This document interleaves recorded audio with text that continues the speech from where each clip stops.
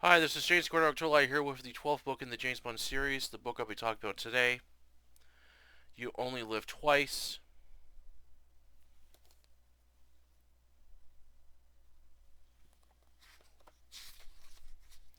This is from Triad Panther, and this was originally published in 1978. This reprints from 1984.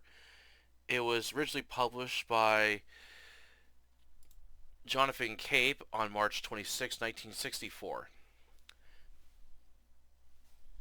For the first time while reading this James Bond series, this is for the first where I've disliked both the film and book of the same name. I really did not enjoy this book at all. I was, for the most part, bored with it. I didn't like the plot, and there's some other things I really didn't like with this book. While the beginning gets off to a really strong start, however, Ian Fleming kind of just loses momentum towards the middle and last act of the book, and I was really just at the end of this book just really bored with it, and seriously felt that Ian Fleming did not really flesh out this story a lot better, as he could have perfected the plot to make something a lot better with it if he had taken the time to read it over, do some rewrites, and improve on his plot, because this could have been a lot better. For the most part, this book was just boring. And as for the film, the same, it is absolutely terrible, which I'll explain more about that film after my review. But overall, I really did enjoy this book, and I'm looking forward to being done with this series. Just I'm on The Man with the Golden Gun, so that's the 13th book, and then I got one more to go. So just two books, and I'm done this series. But I'm starting to kind of feel that Ian Fleming is starting to kind of run out of ideas, and this one shows where he really doesn't have much ideas to go with, and like I said, he should have really fought it over and plotted out a better plot to deliver a much bigger grand finale than what I got in this book, along with improving other issues I have with this book. Yeah, overall, I do not enjoy this book at all. Alright, on to the book review. Plot. After the events of losing his wife, Tracy Bond, James Bond has been falling further into a downward spiral of depression. Drinking heavily, gambling most of his money away, along with not looking after himself, which has been affecting him at work badly. Showing up late for work and failing several missions that nearly costed him his life and the lives of others. M is thinking of firing him, but the senator suggests that he give James Bond one last chance to redeem himself. M calls James into his office and nearly forgets who his boss is. James believes that M is going to fire him and asks for his registration, but M refuses and angrily tells James to stop wasting his life away and to get his act back together. James is a bit frightened as he's never seen his boss this angry before. M calms down and tells James he's the best agent he's ever had and it's hard to let him go. He's willing to give him one last chance, but the mission is highly dangerous. James accepts. M wants James to go to Japan, and with the aid of an Australian intelligence officer, Deco Anderson, he wants James to find a man named Tiger Tananga, a spy, and share a decoding machine codenamed Magic 44 and allow the British to encrypt radio transmissions from Soviet Union as the Americans are unwilling to share with the MI6. Once at Tokyo, James is greeted by Deco, a large and muscular man with blue eyes. However, when both men meet Tiger, which he challenges James to a game in order to gain information on Magic 44 but loses.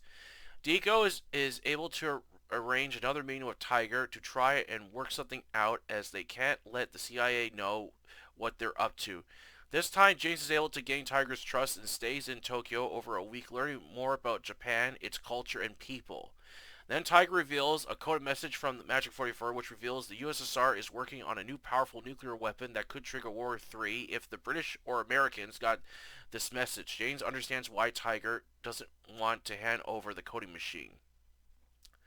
But he gives James a deal since he has nothing else to exchange him. Tiger tells him a month ago a man bought a old castle on the island of Kyushu and has it fully rebuilt into a heavily secured base which is growing the most toxic and poisonous plants known to science. His name is Dr. Guntram Shatterhand. Little is known about him as he won't allow anyone near his castle and keeps to himself. and he's working with a criminal syndicate, the Black Dragon. Dr. Shatterhand allows people to commit suicide on his island of death, and because of the laws, he is able to run his operation without interference. Tiger sent one of his men to the island, and only to find him dead a few days later. Tiger wants James to infiltrate the island of death and kill Dr. Shatterhand in exchange for the Magic 44. James accepts the mission.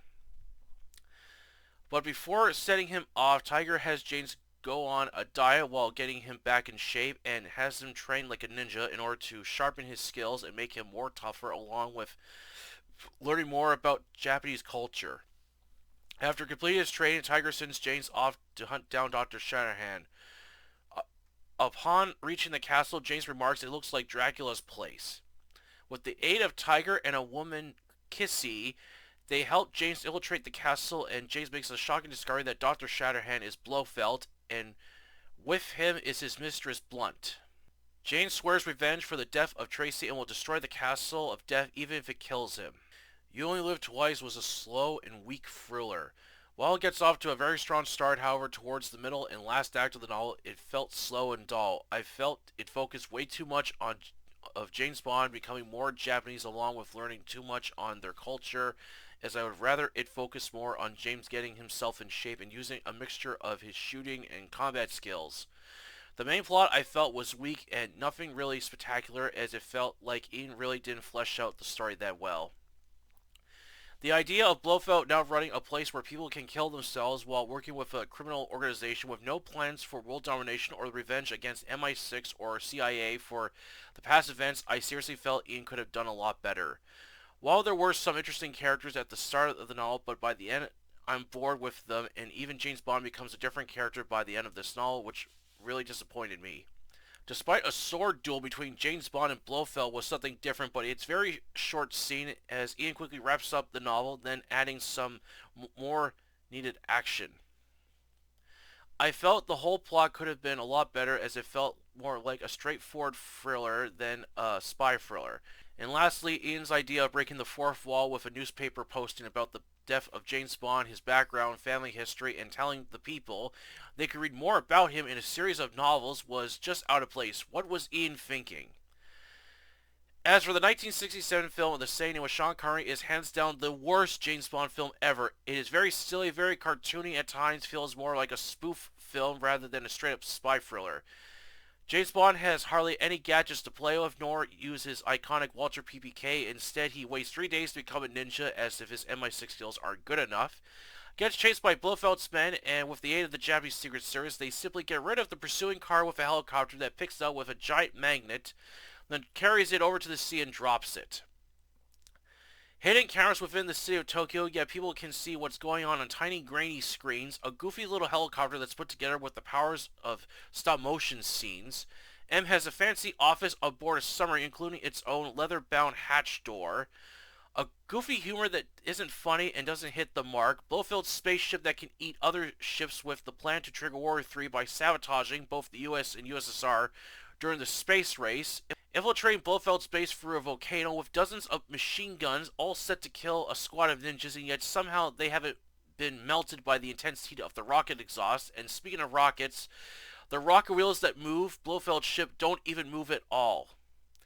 But by far the worst scene in the film is when James Bond undergoes makeup to make himself look like a Japanese man in order to sneak onto the island where Blofeld's base is. When we finally see him with the mask on, James Bond more looks like Spock from Star Trek than a Japanese man.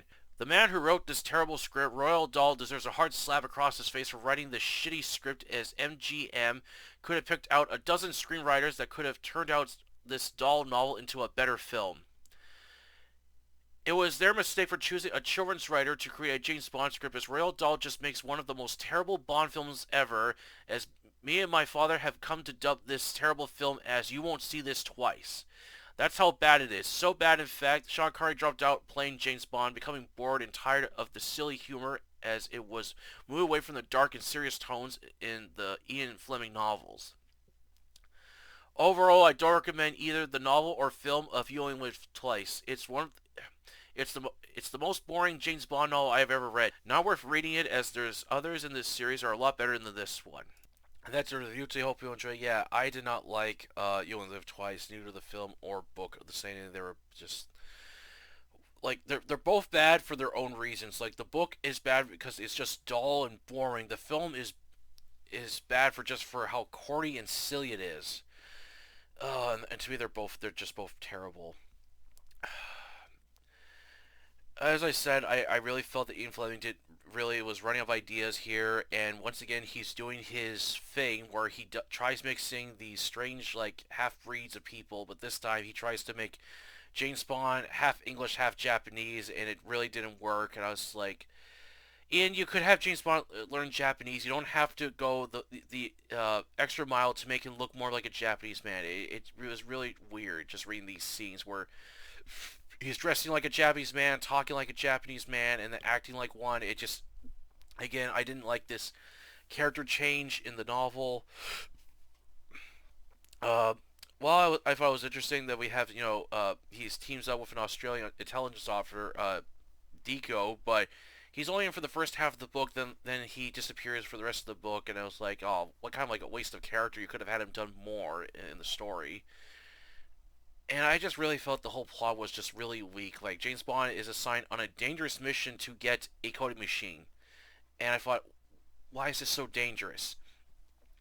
And then he has to accept another mission to order to get the coding machine to infiltrate Blofeld's Castle of Death, which that is very dangerous as it's like heavily guarded. It's got all these traps and stuff. But it's like M knew that in order to get the code machine, James Bond would have to do something else to get to the mission. So I thought, how is this mission like? At the beginning of it, I thought, how is this mission so dangerous? He's just sent to Japan to get a coding machine. Like anyone could do that. Hell, James Bond could have just figure out where it was and just steal it. No, that doesn't happen, and the then the whole book goes into this whole process where James Bond is now on a strict diet. He's now training to become like a ninja and stuff, and he's not allowed to use his gun. And I was like, this is really just boring. Like to me, it felt like an extreme version of in Thunderball, where James Bond is sent to that health clinic, but Ian decided to kind of do that again, but this time go even further with it. And I'm like, really, Ian, is this necessary? And the whole idea of Blofeld runs this castle of death, and he allows people to commit suicide. And he has no plans for world domination and stuff. Like, this is boring. Like, come on, Ian, is this the best you got? I was really bored, and despite Ian having James Bond and Blofeld engage in a sword fight, which I thought that was interesting, but it's a very short scene as James Bond easily kills Blofeld and then destroys the castle, and then it just ends. Well, there's some more scenes before the novel wraps up, but I was really bored with it, and I thought what could have been a lot better novel if Ian really fleshed out the plot, had uh, Blofeld is planning like a plan of revenge to get back at the two governments that sabotage him and stuff, and it's up to James Bond to save the world. That would at least would have been better, but instead Ian doesn't go for that. He just I can tell that Ian Fleming is starting to really run out of ideas for the James Bond series. Like he's really struggling to come up with ideas for this series, and to me it feels like he needs time to kind of process an idea before writing it. He just writes whatever he's got, and it just keeps going. Like as a writer, you should I know for some writers it's different. Like some can think of multiple ideas at once and they can plan out the whole series. Others are a bit slower and it takes more time for them. And whatever works for you, that's fine. But for those have to plan, it takes a while for them to plan their ideas out. Give it more time so you can fully flesh out a plot to make something really good instead of just pumping out something you have at the moment and then like even after writing you'd be like, oh, I could have done this a lot better, sort of thing. And I really and the part that I was completely caught off guard was when I get to this one part in the book where it literally has. I was reading this on Wik and I thought, what's this? Where Ian had to ask permission to use the times in his book, and I thought, what is this? And this is the scene I'm talking about, where you get to this part here in the book, and this is where Ian decides to break the fourth wall and tell the readers that, well, in the world James Bond, I should say, that people who buy the newspaper are like, what?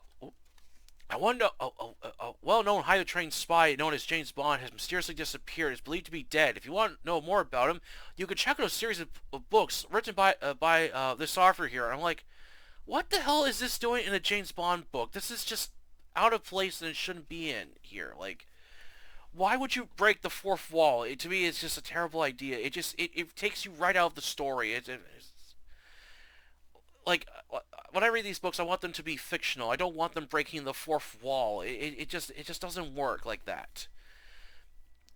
So I didn't like this scene at all. Ian kind of did do this where he wrote a nonfiction book where apparently all the James Bond stories are like based on true stories and they're written about the actual agent and the author is like a ghostwriter. And I thought that was really silly. Like if you want to do like a nonfiction book talking about the author in the books, just do a straight up nonfiction book. Don't try playing off of like, oh, it was all based on a true story. Like, don't do that.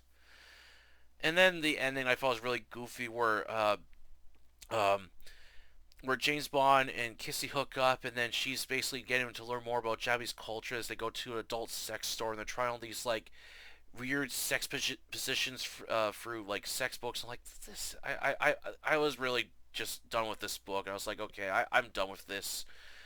I feel like this is one of the just absolutely one of the worst James Bond books I ever read. I was just so bored with it, along with some other bad ones I read. But as for the film of the same name, as me and my father have both dubbed this film as you won't see this twice because that's how bad it is. It is one of the worst James Bond films ever. It is corny as hell. It feels more like a spoof movie than a straight up spy thriller. It is silly. It feels like a live action cartoon, and like the parts I said in my review, like there's a part where James Bond and the Japanese spy are being chased by Blofeld's men, and you think, oh, the Japanese agent is gonna press a button on her car to get rid of the pursuing car, right? No, she calls in the base, and they come in with a helicopter with a giant man, picks the car up and drops in the ocean, and you're like, this is silly. Like in the film, James Bond had, like his Aston Martin had like the smoke screen, the oil slick, spike strips, and all these other cool gadgets. That's what the British Secret Service had. What did the Japanese Secret Service have? A helicopter with a giant man that picks a car up and drops in the sea. That is stupid.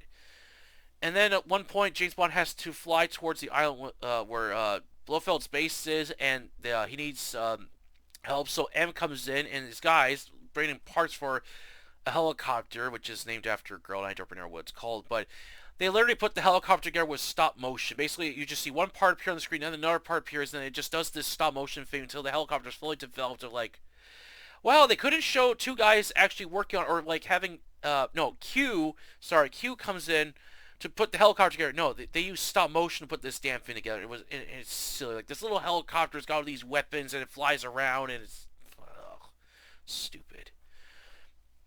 Oh yeah, and also in the film, James Bond waits 3 days to become a ninja when he could have just simply infiltrated Blofeld's island as if his spy skills weren't good enough. He has to become a ninja, and I really just like to me it felt to play no like importance in the role of the film because James Bond has infiltrated multiple secret bases and stuff, and he's easily gets in. So why would he need to learn to become a ninja? It was like I thought this is dumb. Really waste of time in the film and. Oh yeah, and then again in the film, James Bond fakes his death, and then it greets M on a submarine. Has like this fancy office, and it has its own chrome hatch door with leather on it. And my dad were like, "What the hell is this? This is stupid." I could imagine like the cost of that alone would just be just astronomical. Like just trying to afford something like that in real life would just be like in the millions. Oh yeah, and then another thing that really annoyed me was that throughout the city of Tokyo, there's all these hidden cameras, and they can watch. They can, and both like what is it? The Japanese Secret Service and Blofeld's men can watch people everywhere, wherever they go throughout the city of Tokyo. They're on these tiny little screens. You can barely see anything. I'm like, how can you see anything on that? And as I said, James Bond has no gadgets to play with other than the little stupid helicopter he gets from Q. He doesn't get to use his iconic gun. He just uses whatever he can get his hands on. And then and the other parts in the film are where James Bond does infiltrate Blofeld's base, and it's in a volcano. And then when the squad of ninjas tries to sneak in, he has like the security systems activated, and it's all these like machine gun barrels sticking out of this volcano, and they're just shooting away at the ninjas and stuff. Yet there was a rocket that I think went up earlier, and I'm like, how the hell are the machine gun barrels not melted from the intense heat? Like, it would take like hours for that area to cool down before you could even like go down it. And then when Blofeld goes to launch his ship, the camera points to the like the mechanism that's moving the rocket ship, and when it shows the wheels aren't even moving. They're just not moving. They're motionless. One turns like very slowly. It's terrible effects. So, like, I'm thinking to myself, the people that made this working on the set, you think they would spot this and go there, go back and fix it, and then reshoot it to get it, to look right? No, let's just leave it how it is. But the absolutely worst scene in the movie is when James Bond undergoes makeup to look like a Japanese man, and it's absolutely just. Oh, when I saw this, I was just like, this is terrible. So he puts like they put like a mask on his face, and when we finally see James Bond dressed up as a Japanese man, he looks more like Spock from Star Trek. And I thought James Bond would have a way better chance at passing off himself as Nimoy Leonard as Spock than looking like a Japanese man. It is terrible. You can look up this scene and you can see how cringy it is. It is terrible. And I remember me and my dad watching this. We thought this is the absolute shittiest James Bond film we've ever seen. Like, I would rate this as the absolute worst, alongside On Her Majesty's Service, along with some other James Bond films I didn't like. But this one is one of the worst, and me and my dad just kind of looked at each other and thought, what the hell did we just watch? This is the absolute shittiest Bond film we've ever seen. And the fact that MGM decided to get Royal Dahl to write the script because he and Ian Fleming were close friends. I thought, I don't think they even looked at the script before they got it. They got the script, and it's like, okay, let's begin filming this movie and they basically filmed it as they were reading the script. They should have looked at the script and took out the giant rejection snap, slap it down, rejection, and got someone else to do a better job, because this is the movie is absolutely terrible. It's not even funny. And I don't want a James Bond movie to be corny as hell, a live action cartoon, and it straight up feels more like a spoof movie than a spy thriller. Like, it just feels like it's making more fun of the spy thriller genre than being one. So, so in my opinion, don't bother with neither the book or the film. They're both terrible. There's just way more. There's other James Bond films that are a lot better than this one, and the same with the books too. Alright, that's the review today. Hope you enjoyed it. And for the 13th book in the series, this and then one more to go, The Man with the Golden Gun. I'm hoping this will be a lot better than You Live Twice. Alright, that's the review today. Hope you enjoyed it. And please don't forget to subscribe to October Library, the YouTube channel, and the Facebook group with the same name. Place to post review fiction. Until then, I'll catch you later.